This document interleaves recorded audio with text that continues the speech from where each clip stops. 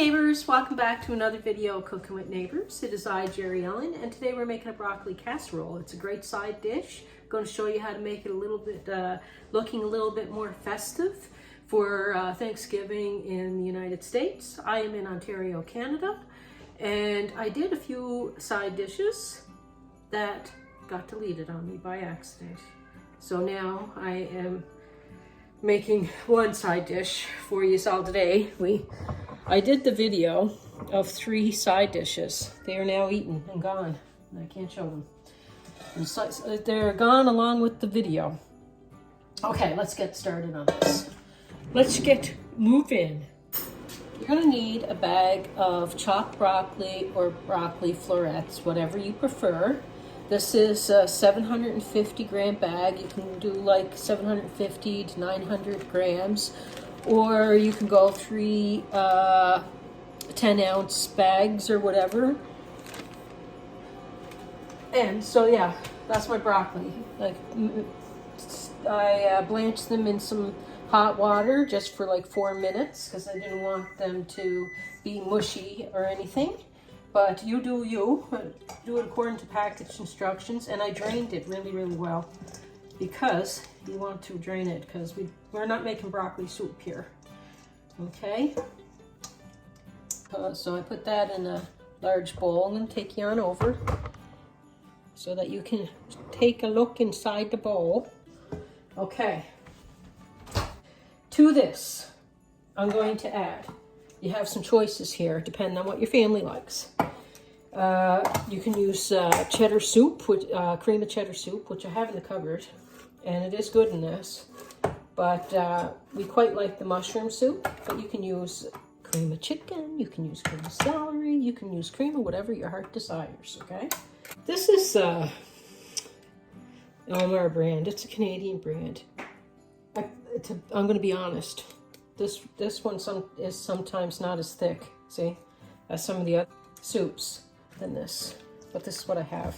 That's what was at the store on sale. Okay, then you're going to put 1/4 cup of mayonnaise, people, mayonnaise. Or you can use salad dressing, but it will not be as thick, your sauce. And let's make it a little festive here. You can use 2 to 3 tablespoons of chopped pimentos. I'm using chopped roasted red pepper, flaming roasted peppers. I chopped up a few tablespoons there. It gives it a nice contrast with the green, you know. I might even actually put in one more tablespoon, half a tablespoon in there. Okay. I'm going to put 2 large eggs. You can put some garlic powder and onion powder in there.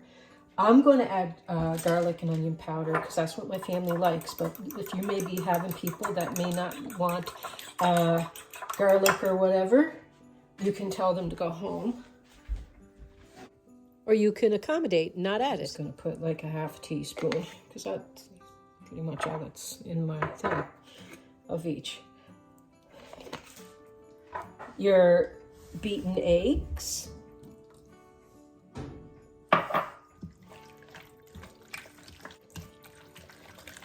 Now, you're going to add 1 to 2 cups of shredded sharp cheddar cheese.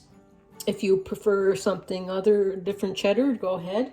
I have 1.5 cups of mostly sharp cheddar mixed with a marble cheddar. Now you can put this on top. I like it throughout so we can see some of the nice broccoli after it's baked. Through crackers, ungreased casserole dish. My oven is preheated to 350 degrees Fahrenheit, 175, 76 degrees Celsius.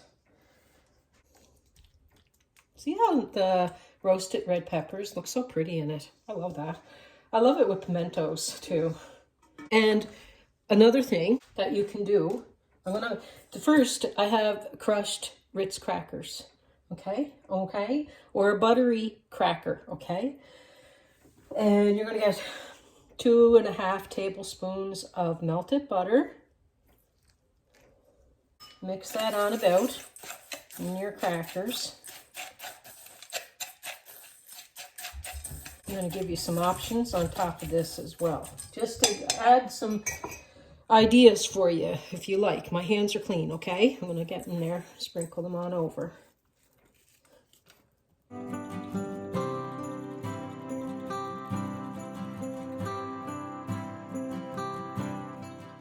Okay. Want everybody in there to be happy. Everybody get a little bit. Wash my hands again. Now, what you can do for another option, you can add some slivered almonds on top, a couple scattered throughout. Or you can add some French's onions, you know, or if your family likes it. This is, and just, you can add it on after. I just like doing just a little hints of it throughout. Little touches of it. For flavor, looking at just a couple of tablespoons. And then you can add it at the end if you want more. Sorry for the mess. I'm kind of rushing to get this out to you. I got this second shelf from the bottom, uncovered. Share, like, subscribe. And also, you gotta hit the notification bell with subscribe with YouTube, because if you don't click the all on the notification bell or whatever, you may not see a video. That you might not even know that I post a video. YouTube does a better job at letting you know that I have a video if you have the all button on. If you don't have the all button on, like, it's hit and miss, and more times than not, it's a miss. Also, please share the videos. That helps too. I love doing this, and I love to share, and I love the company.